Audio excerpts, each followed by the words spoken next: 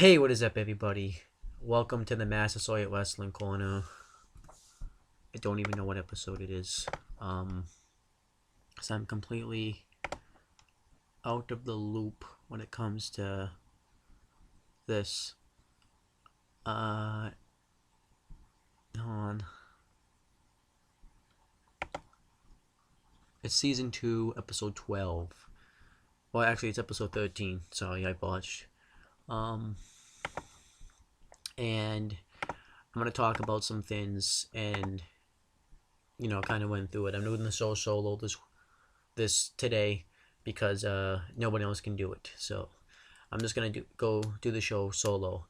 The reason why no one can do this, and this is gonna kind of be the story for this episode, is because shit. I had a wedding to go to this week. It was a 3-day event, and it was fun. We got to go to a nice Indian celebration, and they did some nice things like that you'll never forget. People were wearing saris and kutas, and there was like this button that you put overhead to sign that people were married, show that a woman was married. Got some nice Indian food, and it's just an experience that you'll never forget. And I hope you guys get to experience. And then we went to a wedding itself, and if you've been to a Catholic/Christian wedding, uh, then you know what I'm talking about. Then we went to the reception, and some nice stories there. My grandfather wanted some shrimp. What's it called? Uh, like scallop I don't forget what it's called. But it's scallop wrapped in bacon, and I swooped in like a hawk and just took it. That was funny, and I had some alcohol while I was there. It was pretty cool, and I smoked a cigar. Uh, I mean, it's fine to share that. I'm 19, so. Um, what else did I do? I did a lot of dancing.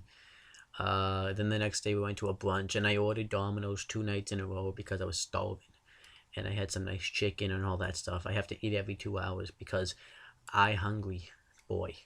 Um, and Anything else important that we did, or that I did? I stayed at this cool hotel, and then I had to come home and do homework, so that's why it took me so long to get this. I didn't even get to watch Hell in a Cell for tonight, so that's why I'm doing my Hell in a Cell predictions. I haven't seen the pay-per-view yet, so I can do the predictions now. I at least want to give my predictions before I see it. I'm probably going to try to get up before school tomorrow and sit down and watch it before I go to school, so I can talk about it on tomorrow's episode of this show. Um, so now that I've gotten through that, let me talk about the topics I want to talk about. I know I'm going through the show quickly, but I'm just tired from this weekend, and I'm tired because I've been doing homework pretty much all day. I try School was pretty much the number one priority for the day. I had to do some math homework. I had to study for a vocab quiz, and I had to study for I had to make a pamphlet for Pembroke, my town. So I was a lot of stuff. I had a packed weekend this weekend. Um, so you know. Um, so let me kind of come. I'm just gonna kind of run through the topics I want to talk about. I'm not gonna make this too long. Let me first talk about the Stone Cold Steve Austin podcast with Brock Lesnar on it. That happened last week. Good podcast. Um, I thought it was great. I think it's not obviously his best one he's ever done, but I thought it was a fantastic podcast. I'm just gonna kind of run through it. I'm not gonna go with everything, but they talk about Brock Lesnar, what he does when he's not working for the WWE. He talks about how he used to have that phone, and since he was on the phone, he was always getting up early, traveling. It helped him prepare for life with the WWE because that's kind of the lifestyle that they live. They get up, work out, and make the cows and all that stuff. Well, you know what I'm saying. And then they talked about how his hunting days and how they want to go hunting, and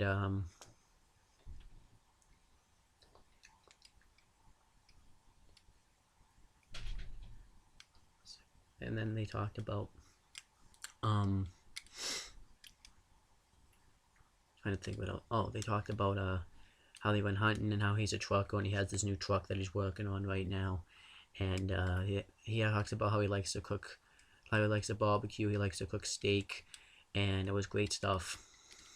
And we find out that pretty much everybody already knew that Brock Lesnar knew nothing about professional wrestling. He didn't even watch the WWE because they didn't have a lot of TV shows on where he lived, which is in Minnesota. So he tried out. He was originally playing football, and he was always playing like college football, and he got into a scholarship.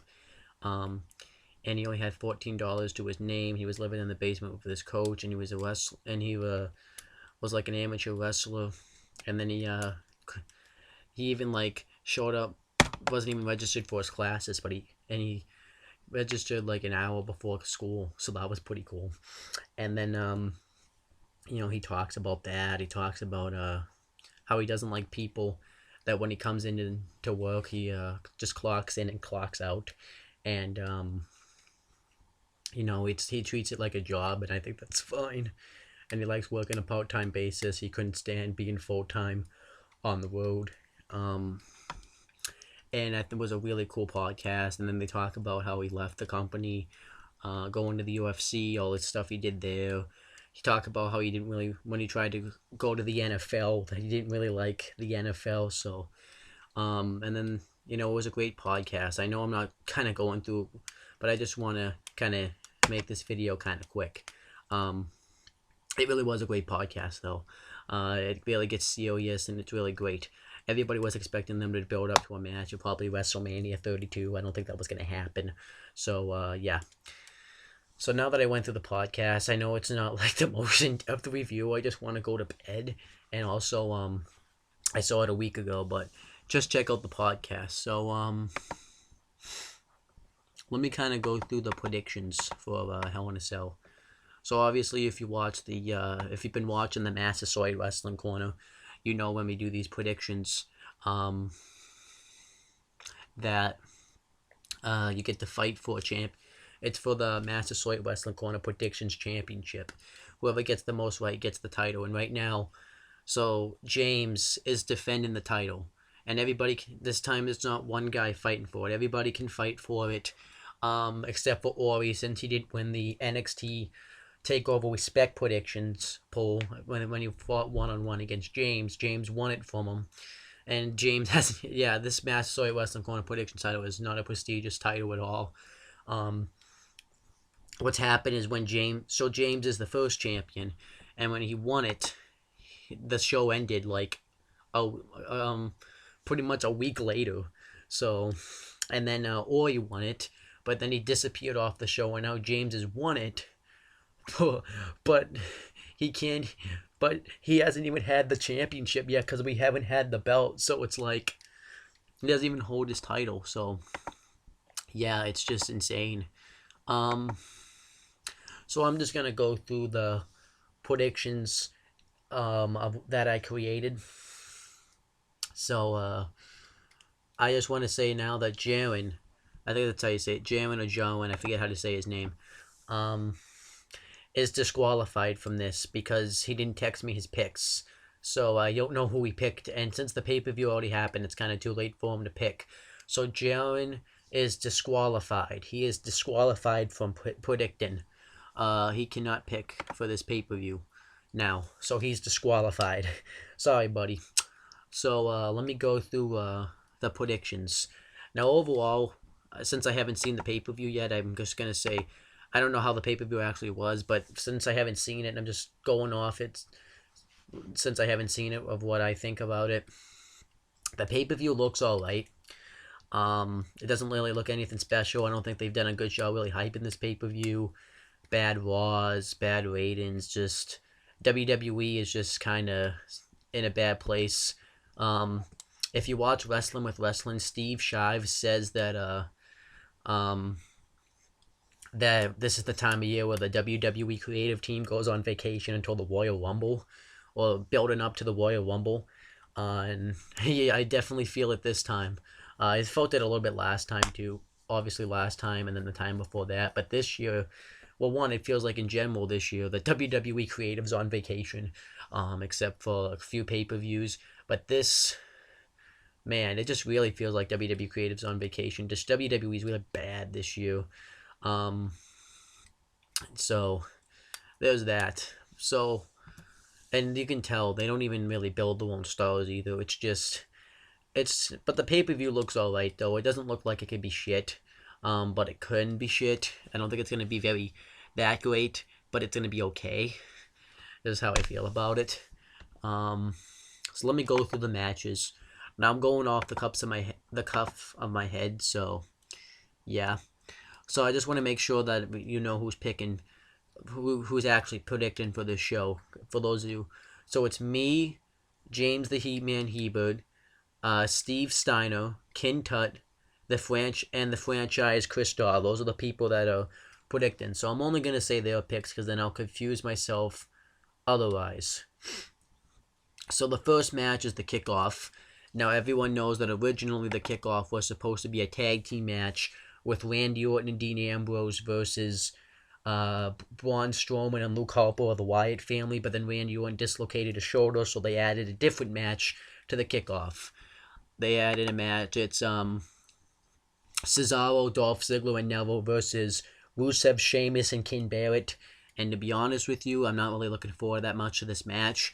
I think it's a very obvious one. They already did it on Raw last week, and also because I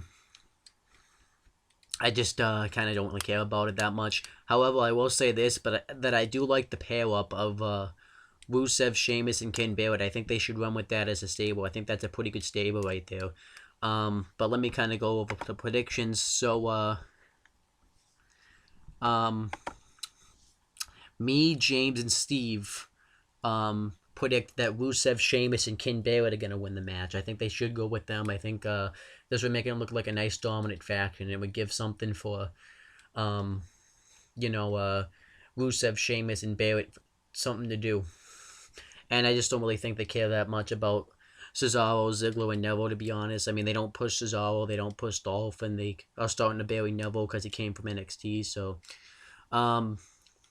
however, Ken Tut and Chris Dodd both predict that Cesaro, Dolph, and Neville are going to win the match. So, there you go. I don't know. They probably think that just because they think that. So, okay. So next we have the Divas title match. It's Charlotte defending the Divas title against Nikki Bella. Nikki Bella's having a rematch from when Charlotte beat her at Night of Champions, and this match has no hype. It's not even about this match. It's about this whole Paige heel turn with her and Charlotte, and then they throw Natalya in the mix. This Divas Revolution's a mess. I've talked about it in the past, and it's just I'm not interested. I feel the exact same way I do about the Divas division as I did in 2012. Just about, and the only thing that's keeping my interest is that the matches aren't like 2 seconds anymore. At least they get some time, but still, it's just I don't really care about them. But we all predicted that Charlotte's going to retain the title because why would they give the belt to Charlotte and just to throw it right back on Nikki Bella? It wouldn't make any sense.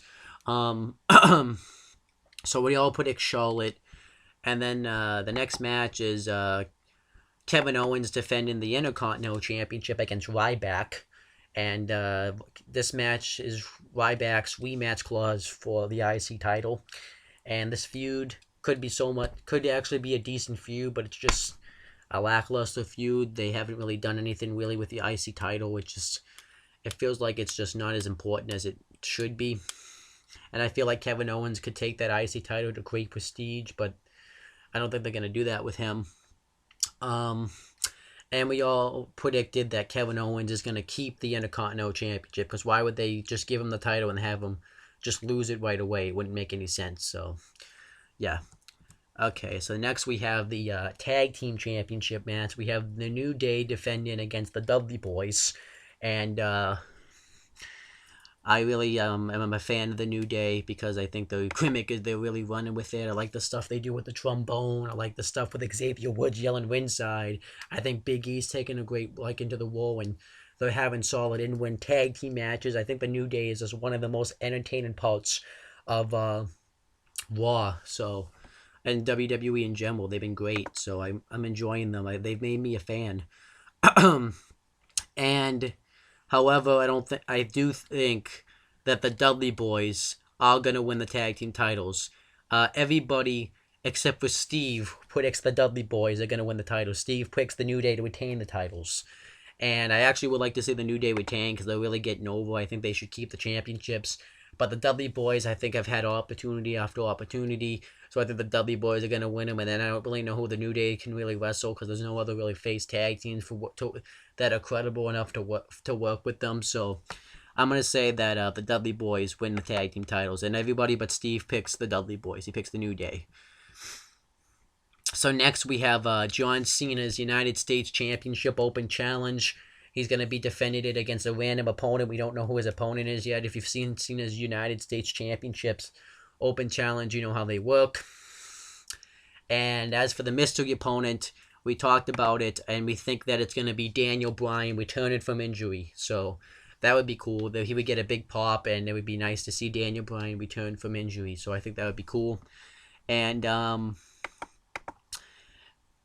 everybody but Steve picks the mystery guy. Steve predicts that Cena's going to retain the U.S. title, and everybody but Steve picks the mystery guy to win the United States Championship. So, and the reason why I think we all think that is because we all know that after this pay-per-view, John Cena's going to be taking a couple months off. He's going to be taking time off. He requested it, and that's going to be kind of interesting because now they have to find a new star to build up because they're not going to have Undertaker, they're not going to have Brock Lesnar, they're not going to have John Cena, and they're not going to have Randy Orton. So now they actually have to try to create new stars, which I'm excited about. But I'm also worried because I'm worried that the WWE is going to panic and start just making poor, pissed decisions. I hope that doesn't happen. But yeah, let's see what happens. But yeah, everybody but Steve picks the mystery guy to win the United States Championship. And then next is the world title match. We have Seth Rollins defending the world title against Demon Kane, and if Demon Kane loses, Corporate Kane will be fired as the director of operations. So I've really been in a fan of this feud. I've really enjoyed Kane. He's been great. His one-liners as Corporate Kane, and then when he comes out as the Demon and destroys Seth Rollins, I've been great. He's been also the highlight of these shows lately. And I really would like Kane to win this because I think if he's been so good, it would be a shame if they got rid of him as director of operations. I think it would be a real shame. I think he should win the world title and just run with this and continue this. You can even continue it to the Royal Rumble. You can continue it to WrestleMania. I wouldn't care if it kept being entertaining. I wouldn't be happy with it. But sadly, I don't think that's going to happen. Everybody but Chris Starr predicts that Seth Rollins is going to retain the title. Chris Starr picks that Demon Kane will win the title, which I want to happen. But it's not going to happen, and that's going to be a shame because now WWE will be crap. So, yeah. Okay, so now we have the first Hell in a Cell match of the night. It's Roman Reigns versus Bray Wyatt. And everybody predicts that Roman Reigns will win. This is the culmination of the feud. It makes sense for it to be on a Hell in a Cell match because they've been fighting for about 5 months since Bray Wyatt screwed Roman Reigns out of the Money in the Bank ladder match. And then they went on to have the match at Battleground. And they had the family versus family match at SummerSlam. The match at Night of Champions where they had the mystery partner. So now they're going to end it at Hell in a Cell. And the match could be good. I'm somewhat interested in it, but not completely. And we all think Roman Reigns is going to win because they think they want to try to build. I heard they want to try to build him up again to try to get him to win the title at WrestleMania 32 by either beating John Cena or Seth Rollins for it. I hear he's actually at Survivor Series going to be Seth Rollins' next challenger for the title. So obviously I think Roman Reigns is going to look good, and they're trying to position him to be like the next face since John Cena is going to be taking time off. So I wouldn't be surprised. Okay.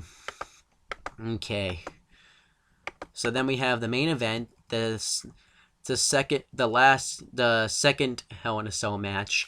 It's Undertaker versus Brock Lesnar. This has actually been a great. I've really enjoyed this feud.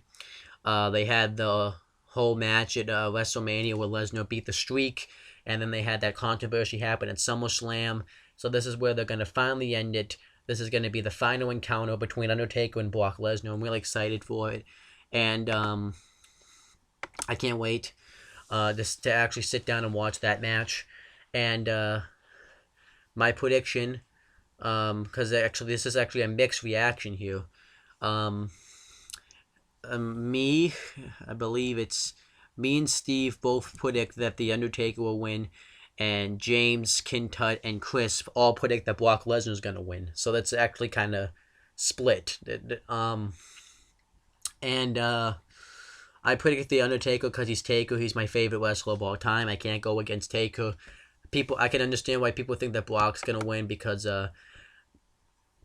he is a beast, and he's probably going to get that win back, and it kind of wouldn't make any sense if they had Lesnar beat the streak, but then he kind of losing to the guy, then he kind of would lose some credibility, and he wouldn't look like the beast anymore, so he would look like a beast if he won this match. I can understand that, and this would be his payback.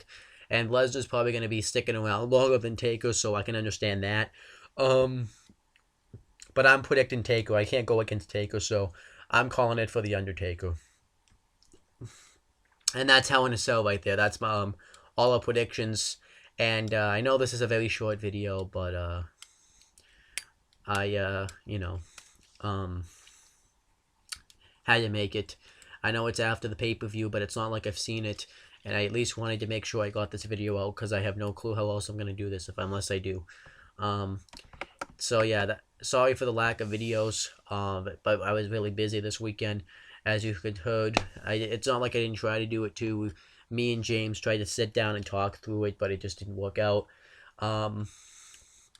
And like I said, I am going to try to get up at least early enough so I can sit down and watch the show. My goal is 5:30, depending, if the network decides to be a dick. So I'm going to try it. But that's pretty much it, guys. If you want to subscribe to some channels, you can subscribe to my channel down below to check out the other content on the channel and just to be a subscriber.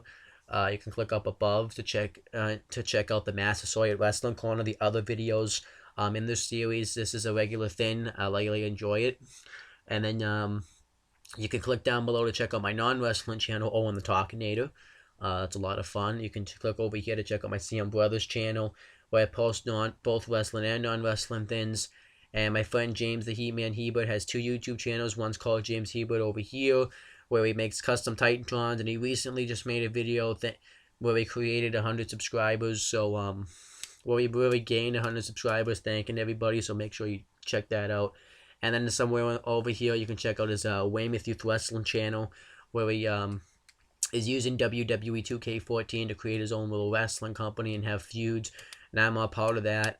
And so is Chris Dodd, so is James, so is, obviously James is because he's in it, but so is Kintut. And he's holding a 32-man tournament to crown the first ever WYW champion. And I'm in the tournament, and I'm going to win the whole tournament and become the first ever WYW champion. And I think that's it. You can subscribe to Kintut's channel. He's going to be uploading a video pretty soon, probably. And then you can check out Steve's channel. He doesn't have any video. He only has like a couple of videos, but you can check out Jarwin's channel. You can check that out. And you can check out Chris Dodd's channel. I'll try to post him somewhere. But that's pretty much it, guys. And you're going to actually get an episode later on today, probably. So that way we can review with a pay-per-view. So make sure to check that out. And that's pretty much it, guys. I'll talk to you then.